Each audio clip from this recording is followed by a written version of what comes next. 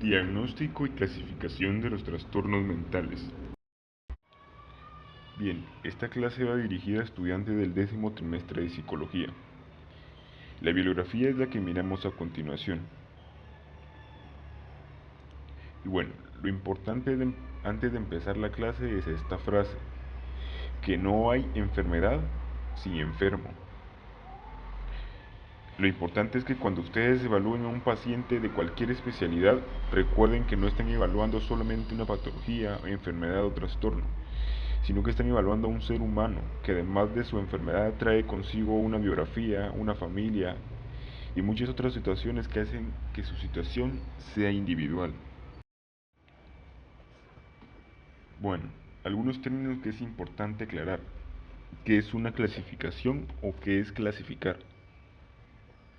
Clasificación es la actividad de ordenar objetos, bueno, en este caso de ordenar signos y síntomas, en grupos o categorías con base a sus relaciones para facilitar el manejo de dichos objetos y generar hipótesis y predicciones. Esto es lo que hace las clasificaciones en psicología, ordenar signos y síntomas en categorías, en síndromes o en trastornos, con el fin de orientar la intervención que como psicólogos vamos a hacer. Un síndrome es un patrón dinámico de signos y síntomas que están relacionados y tienen una evolución característica a través del tiempo. Un síndrome puede ser producido por diferentes causas. Un solo factor etiológico puede dar lugar a diferentes síndromes. Por ejemplo, el maltrato infantil o del abuso como factor etiológico puede desencadenar en diferentes síndromes y no en uno solo. Puede desencadenar en síndromes relacionados con la depresión, relacionados con la ansiedad o relacionados con el comportamiento. O un síndrome, por ejemplo la depresión, que puede ser ocasionada por diferentes causas. Por ejemplo la depresión, que puede ser secundaria al consumo de sustancias o del alcohol, o en otros casos puede ser secundaria a una enfermedad médica. O también puede ser secundaria a factores genéticos o a factores ambientales. Enfermedad es un patrón de signos y síntomas con una evolución característica y unas causas subyacentes conocidas.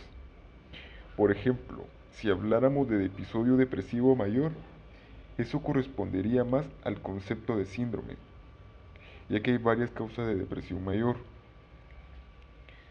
En cambio, si habláramos de trastorno depresivo mayor, corresponde más al concepto de enfermedad, o por ejemplo, del trastorno bipolar episodio depresivo, es más al concepto de enfermedad. Y los trastornos se acercan más al concepto de síndrome. ¿Por qué es importante y para qué es una clasificación? O sea, ¿para qué es un diagnóstico? Bueno, uno, nos sirve para aportar un lenguaje común que permita la comunicación entre profesionales. ¿Sí? Que todos los profesionales de la salud hablemos el mismo idioma, utilicemos las mismas clasificaciones, que cuando uno utilice la palabra trastorno bipolar, otro profesional de otro país, de otra área, sepa mucho que estemos hablando de lo mismo. Lo otro, pues con base en esto, ya uno puede hacer investigación y uno puede más o menos predecir la historia natural de un trastorno, conocer sus características, predecir su evolución, bueno, y obviamente, pues instaurar un tratamiento. Y lo otro, pues para poder entender la etiología de las enfermedades. ¿Sí?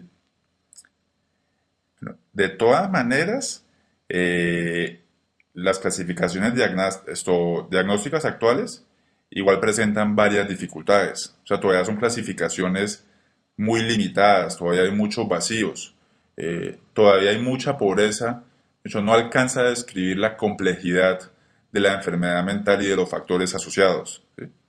Básicamente las clasificaciones actuales, ¿sí? Es una descripción de los síntomas y de los signos de la historia clínica, de la exploración psicopatológica. ¿Sí? Las clasificaciones vigentes no hacen referencia a la etiología, a la causa. Son clasificaciones descriptivas, ateóricas. Lo otro es que las clasificaciones vigentes no incluyen marcadores biológicos o paraclínicos o, por ejemplo, genéticos, que es un campo en el cual se ha avanzado bastante en los últimos 10, 20 años en la psiquiatría. En las clasificaciones vigentes, eso todavía no está incluido. Bueno, miremos la definición de trastorno mental según el DSM-4. Bueno, se puede definir como un síndrome o un patrón comportamental o psicológico, o sea, de signos y síntomas, que tienen una significación clínica y cuando estos síntomas y signos aparecen, se asocian a un malestar, ¿sí? o a discapacidad, que es alteración en la función, o a un riesgo significativamente mayor de morir o de dolor, discapacidad o pérdida de la libertad. Y además, pues para uno hablar de un trastorno, no debe ser meramente una respuesta cultural aceptada a un acontecimiento particular. Por ejemplo, el duelo, que es una reacción normal, culturalmente aceptada, uno no puede hablar de un trastorno. Por ejemplo, en algunas regiones del mundo, algunas personas se suicidan por razones religiosas. ¿Sí? De hecho, uno no podría hablar de un trastorno mental. Uno tiene que entender esa cultura, la cultura en la cual crece el individuo, para saber si es algo normal, entre comillas, dentro de su cultura. Y no, pues colocarle el adjetivo o el calificativo de trastorno. Algo importante en psiquiatría, o sea, no hay un límite claro entre la normalidad y la anormalidad. ¿Sí? De hecho, a diferencia de otras especialidades, donde por decir algo, por encima de tanto la glicemia es anormal, por encima de tanto el TSH es anormal, en psiquiatría no hay ese límite claro. Eh, el comportamiento humano, la mente humana, el estado de ánimo, de hecho, es de una complejidad tan alta, ¿sí? que no existe este límite. ¿Sí? Por ejemplo, como ven en esta gráfica, de hecho, ¿qué haría que la alegría de la bolita amarilla sea anormal comparando con la alegría de las bolitas verdes? ¿Sí? No hay un límite claro. Pero en general, el concepto de normalidad y anormalidad, bueno, uno, lo anormal se entiende como una desviación estadística del conjunto de comportamientos y vivencias que se consideran frecuentes en la mayoría de personas. Sí, o sea, de hecho, dentro de la cultura en la cual vivimos, en la mayoría de personas no sería normal tener un periodo de tristeza de varias semanas o meses y tampoco sería normal desde el punto de vista estadístico o frecuencia comenzar a tener ideas de suicidio. Sí, por ejemplo, ahí ya hablaría uno de anormal o de trastorno. El concepto de normalidad, normalidad, también viene del concepto de lesión o una disfunción de la fisiología humana normal, o sea, de la biología humana normal, del funcionamiento normal. También puede ser entendido la normalidad como una desventaja biológica o como una desviación del conjunto de creencias y conductas aceptadas por la sociedad. Les voy a dar un ejemplo. O sea, por ejemplo, pensar que yo tengo un chip insertado en mi pierna y que ese chip me lo insertaron los de la NASA para espiarme y para saber qué estoy pensando o qué voy a hacer. De hecho, eso no cabe en las creencias de nuestra sociedad. Entonces, claramente es un pensamiento anormal. Importante, la causa, la etiología de los trastornos mentales no es única, es multifactorial, ¿sí? No hay una sola causa. Por ejemplo, o sea, el trastorno bipolar tiene un componente genético muy alto, aproximadamente el 70%, pero de todas maneras los factores ambientales también influyen en su causa o incluso en su curso. Bueno, importante, o sea, las clasificaciones diagnósticas, el DSM-4, el CIE-10, no lo tomen como una Biblia, ¿sí? Son simplemente una guía, pero eso jamás va a reemplazar una historia clínica, una entrevista, un análisis diagnóstico, ¿sí? No es una Biblia, sino es solo una guía. Además, hay muchos casos que no son típicos. O sea, hay muchos pacientes que claramente tienen un trastorno, claramente tienen algo que le está generando sufrimiento, malestar, disfunción, y no necesariamente cumplen los criterios de una categoría dentro del DSM-4. Otra cosa importante, ¿sí? Tener varias fuentes de información. La entrevista con el paciente, entrevistar al familiar, revisar la historia clínica antigua, exámenes, cuestionarios, escalas. La idea es tratar no solamente de hacer un diagnóstico, sino de mirar la intensidad, la gravedad. Y otra cosa importante, y esto Esto se ve con más frecuencia en psiquiatría que en otras especialidades. Con muchas ocasiones el diagnóstico que uno hace es provisional. O sea, uno no tiene ningún afán en hacer un diagnóstico en la primera cita. O sea, especialmente cuando son casos confusos, no claros, cuando el diagnóstico diferencial es difícil. Entonces lo que uno hace es un diagnóstico provisional y de acuerdo a la respuesta o no respuesta al tratamiento o la evolución, uno va confirmando ese diagnóstico o lo va reemplazando por otra hipótesis. ¿Sí? Los diagnósticos deben ser dinámicos y jamás deben ser estáticos. Otro ejemplo de esto, por ejemplo, uno como médico, ¿sí? A veces ve pacientes que ya han sido vistos por otros profesionales y uno no debe de una vez aceptar el diagnóstico dado por otro colega, sino uno tiene que hacer el ejercicio académico de hacer la historia clínica completa, hacer el análisis y uno crear su propio diagnóstico.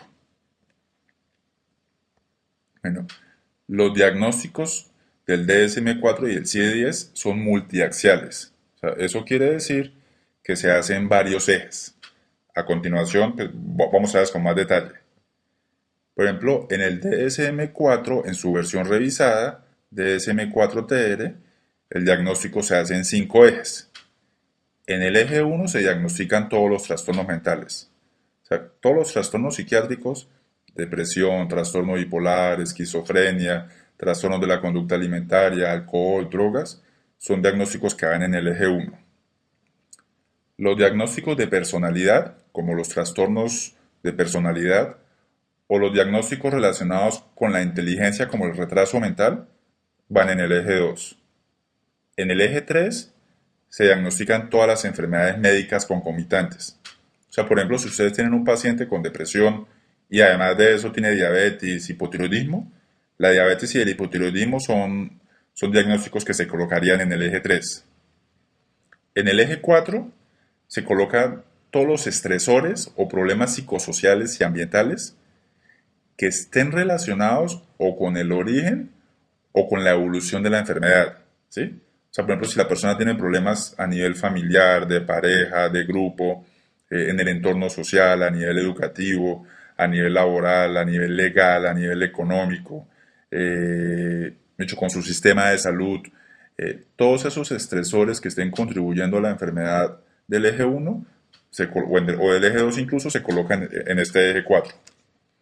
Y el eje 5 es una escala de actividad global que es de 0 a 100, que evalúa el nivel de funcionamiento. Les pido que lo miren en internet pues para que vean con más detalle la escala. Bueno, estos son los sistemas de clasificación vigentes. El DSM-4 en su versión revisada, que es la clasificación propuesta por la Asociación Americana de Psiquiatría. DSM significa Manual Diagnóstico y Estadístico de los Trastornos Mentales. Bueno, en psiquiatría, en la mayoría de países de América Latina, ese es el sistema de clasificación que más se utiliza. Bueno, y el otro sistema de clasificación es el de la Organización Mundial de la Salud, que es la CIE-10, que es la clasificación estadística internacional de enfermedades y problemas relacionados con la salud, en su 10ª edición. Bueno, el DSM, la primera versión salió en 1952.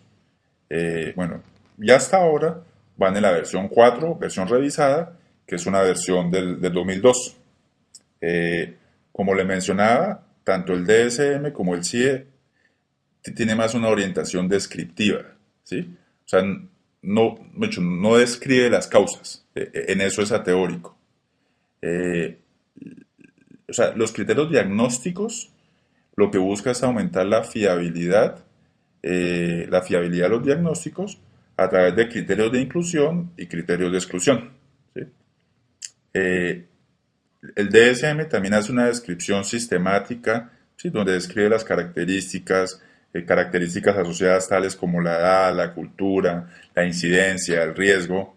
Y lo otro es que el DSM-4-TR incluye subtipos y especificaciones en algunos de los trastornos, ¿sí? Un ejemplo, trastorno afectivo bipolar, un subtipo sería el tipo 2 y una especificación sería episodio actual depresivo. Eso sería un ejemplo. O trastorno depresivo mayor, un subtipo sería recurrente y una especificación episodio actual grave. con o sin síntomas psicóticos. Esos son subtipos y especificaciones de los diferentes trastornos. Bueno, el DSM-4 en su versión revisada actualmente tiene 17 categorías, ¿sí? Bueno, obviamente esto no es que se lo tengan que saber de memoria, pero sí les pido que echen una mirada en Wikipedia, pues para que vean más o menos de qué se trata. La primera categoría son los trastornos de inicio en la infancia, la niñez o la adolescencia. Bueno, como su nombre lo hizo, son enfermedades que comienzan en la infancia o en la niñez o en la adolescencia. Por ejemplo, en esta categoría está el retraso mental, los diferentes trastornos del aprendizaje, como la dislexia, que es de la lectura, la discalculia, que es del cálculo, alteraciones de la escritura. Aquí también hay trastornos de las habilidades motoras, de la coordinación, también hay trastornos de la comunicación, del lenguaje expresivo, fonológicos, el tartamudeo también iría aquí. Aquí también irían los trastornos generalizados del desarrollo, por ejemplo el autismo, bueno, y las diferentes formas de autismo. El trastorno por déficit de atención con o sin hiperactividad también iría en esta categoría. El trastorno disocial, los trastornos asociados a tics, como la enfermedad de Tourette, también iría aquí. Algunos trastornos de eliminación, como la encopresis y la enuresis, también van en esta categoría. Esos son como los más frecuentes. La segunda categoría son el delirium, la demencia y trastornos amnésicos y otros trastornos cognitivos. Entonces, por ejemplo, aquí irían, bueno, los diferentes tipos de delirium, la demencia tipo Alzheimer, la demencia vascular, la demencia asociada a VIH, la demencia asociada a enfermedad de Parkinson, la demencia asociada a enfermedad de PIC, otros tipos de demencia, demencias inducidas por sustancias, y los trastornos amnésicos, que son trastornos de la memoria que no son demencia. En la tercera categoría son los trastornos mentales debido a enfermedad médica. Bueno, básicamente lo que dice el DSM es que en este apartado se incluyen trastornos cuya causa está en una enfermedad médica, pero cuya manifestación implica síntomas psicológicos o comportamentales que merecen una atención clínica especial. Entonces, por ejemplo, hay enfermedades médicas, por ejemplo, una persona que tenga un accidente cerebrovascular y que por las alteraciones en su cerebro tenga cambios importantes en el estado de ánimo, en la conducta, en el comportamiento, eso es un trastorno mental debido a enfermedad médica. Una persona que tenga un trauma craneoencefálico y que después de eso le cambie la personalidad o se vuelva muy impulsivo, eso es un trastorno mental debido a enfermedad médica. En el siguiente capítulo, en el cuarto, o sea, en la cuarta categoría, están los trastornos relacionados con sustancias. Bueno, tanto legales como ilegales. O sea, por ejemplo, aquí están todo lo que es abuso, dependencia de alcohol, de nicotina, incluso de cafeína. Bueno, recuerden que la cafeína en algunos trastornos mentales puede empeorar los síntomas. Por ejemplo, en un paciente bipolar, la cafeína puede desestabilizar el estado de ánimo. En los trastornos de ansiedad empeora la ansiedad. Aquí también están los trastornos relacionados con anfetaminas, con cannabis, con cocaína, con inhalantes, por ejemplo el boxer, con opiáceos, con sedantes. Por ejemplo, hay gente que abusa o que depende de medicamentos hipnóticos. Esto iría en esta categoría. En la cuarta categoría, perdón, en la quinta, está la esquizofrenia y otros trastornos psicóticos. ¿Sí? La esquizofrenia, trastorno esquizofreniforme, trastorno esquizoafectivo, el trastorno delirante, el trastorno psicótico breve, el trastorno psicótico debido a enfermedad médica, inducido por sustancias. Bueno, igual ustedes en el DSM-4, que lo encuentran gratis en internet, ahí mismo en Wikipedia donde les digo, ustedes pueden ver los signos y síntomas, o sea, los criterios diagnósticos de cada una de esas enfermedades que estoy mencionando. En la sexta categoría están los trastornos del estado de ánimo. Bueno, aquí es importante, aquí describen tanto episodios como trastorno, ¿sí? Es diferente. Bueno, los episodios que describen son el episodio depresivo, el episodio maníaco, el episodio mixto y el episodio hipomaníaco. Pero un episodio aislado no necesariamente hace una enfermedad o un diagnóstico de un trastorno. Y los trastornos que describe son principalmente los trastornos depresivos y los trastornos bipolares. En los trastornos depresivos está el trastorno depresivo mayor, el trastorno depresivo menor, la distimia, que es una depresión leve pero a largo plazo crónica. Y en el trastorno bipolar, el DSM describe el trastorno bipolar tipo 1, el tipo 2, el ciclotímico y el no especificado. Esta clasificación de no especificado que está en la mayoría de enfermedades, por ejemplo, trastorno depresivo no especificado, o sea, son personas que sí tienen depresión, pero que los criterios diagnósticos no se ajustan a las otras categorías. O sea, no alcanza a cumplir criterios ni para depresión mayor, ni para depresión menor, ni para distimia, sí, pero claramente sí tiene depresión. En el séptimo capítulo de las categorías están los trastornos de ansiedad. Bueno, en los trastornos de ansiedad está el trastorno de angustia, que es el mismo trastorno de pánico, que puede ser con o sin agorafobia. Aquí están las fobias específicas, ¿sí? Por ejemplo, la fobia a los animales, a las alturas. Aquí está la fobia social, el trastorno por estrés postraumático, el trastorno por estrés agudo, el trastorno de ansiedad generalizada, bueno, los trastornos de ansiedad debidos a enfermedad médica o debidos a sustancias. Y también está el trastorno obsesivo compulsivo. Aquí importante, muchos autores, este es un tema de controversia. Para muchos autores el trastorno obsesivo compulsivo no debería ser un trastorno de ansiedad, sino es una enfermedad completamente diferente y debería ir en otra categoría. Incluso eso se está discutiendo para el DSM-5. El octavo capítulo son los trastornos somatomorfos, ¿sí? O sea, básicamente son personas que tienen muchos síntomas físicos que sugieren la presencia de una enfermedad médica, pero cuando uno evalúa al paciente, ¿sí? O sea, ni la historia clínica, ni el examen físico, ni los paraclínicos, o sea, realmente no explican completamente la presencia de esos síntomas físicos, ¿sí? De los trastornos somatomorfos, o sea, estos son estos. Está el trastorno por somatización, el trastorno por conversión, el trastorno por dolor, la hipocondría, el trastorno dismórfico corporal, el trastorno somatomorfo indiferenciado. No, como les digo, en Internet encuentran fácilmente los criterios diagnósticos de cada una de esas enfermedades. En el capítulo 9 están los trastornos facticios, ¿sí? O sea, son personas que tienen síntomas tanto físicos como psicológicos, pero son falsos y son creados intencionalmente por el paciente con el fin de asumir el rol de enfermo. En la categoría número 10 están los trastornos disociativos, ¿sí? Son trastornos donde está alterada las funciones integradoras de la conciencia, de la identidad, de la memoria, de la percepción. De estos, o sea, los que considera el DSM-4 son la amnesia disociativa, la fuga disociativa, el trastorno de identidad disociativo, el trastorno de despersonalización. El trastorno de identidad disociativo es lo que muchas personas conocen, pues se conoce más como la personalidad múltiple, que es un diagnóstico bastante controvertido y para muchos autores no existe o no debería existir en las clasificaciones.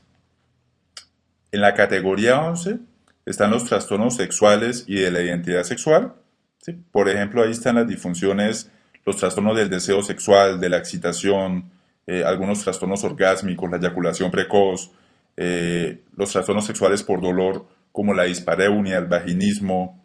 Ahí está, por ejemplo, las perversiones o parafilias, ¿sí? Como el exhibicionismo, el fetichismo, la pedofilia, el masoquismo, el sadismo. Bueno, algo importante, la homosexualidad para el DSM y en general para la psiquiatría no es un trastorno. Fue eliminada en 1973 de las clasificaciones de psiquiatría como enfermedad, e incluso la ONU, la Organización de las Naciones Unidas, también eliminó la homosexualidad como trastorno mental en 1990.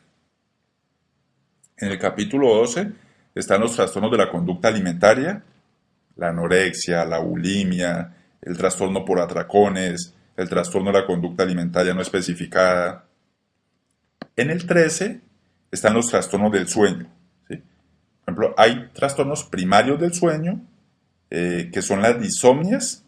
Ahí está, por ejemplo, el insomnio, y las parasomnias. Ahí están las pesadillas, los terrores nocturnos, el sonambulismo. Hay trastornos del sueño que son secundarios a un trastorno mental. ¿Sí? Por ejemplo, la gente con depresión, con trastorno bipolar, también tiene trastornos del sueño, pero son secundarios. Hay trastornos del sueño que son secundarios a una enfermedad médica. Por ejemplo, el hipertiroidismo puede dar insomnio. O trastornos del sueño inducido por sustancias. Tomar mucha cafeína también puede dar insomnio. Incluso en personas muy sensibles, hasta con poquita cafeína puede dar insomnio. Bueno, en el capítulo 15 de categorías están los trastornos adaptativos, perdón, en el 14 están los trastornos del control de impulsos no clasificados en otros apartados. Bueno, aquí está, por ejemplo, la adicción al juego, que se llama ludopatía o juego patológico, la tricotilomanía, por ejemplo, que es la gente que compulsivamente se arranca el pelo, la cleptomanía, la piromanía y el trastorno explosivo intermitente. ¿Están los trastornos adaptativos? Bueno, los trastornos adaptativos son personas que frente a alguna situación de la vida desarrollan síntomas, cambios emocionales en su estado de ánimo o en su comportamiento, que son como más de lo esperado, pero no alcanzan a ser lo suficientemente graves para un trastorno. ¿Sí? Por ejemplo, bueno, y se subclasifica en trastorno adaptativo con síntoma depresivo, trastorno adaptativo con síntomas ansiosos, trastorno adaptativo con alteraciones del comportamiento y otros. Bueno, en el capítulo 16 están los trastornos de personalidad. El DSM clasifica los trastornos de personalidad en 3 grupos. En el grupo A están el trastorno paranoide, el trastorno esquizoide y esquizotípico de la personalidad. En el grupo B, el trastorno antisocial, trastorno límite, trastorno histrónico y trastorno narcisista de personalidad. Y en el grupo C, el trastorno de personalidad por evitación, el trastorno de la personalidad por dependencia y el trastorno obsesivo compulsivo de la personalidad. ¿Sí? O sea, básicamente este es como un resumen de las 17 categorías diagnósticas del DSM-4 en su versión revisada y de los trastornos que están dentro de cada categoría. Importante, o sea, para resaltar, o sea, realmente la categoría diagnóstica o el diagnóstico solamente es el primer paso para un adecuado plan terapéutico. ¿Sí? O sea, yo les insisto, desafortunadamente las categorías diagnósticas y los sistemas de clasificación aún tienen muchos vacíos. ¿Sí? Y un diagnóstico es muy simple, le falta mucha información. O sea, es importante que los diagnósticos que ustedes hagan los complementen con un análisis individual del paciente que incluya su historia, su biografía, su ambiente, lo que lo rodea, o sea, y cualquier factor asociado personal o ambiental a la enfermedad. O sea, esto es necesario pues, para poder elaborar un buen plan de tratamiento. A fin de clase 1, Brian Longo.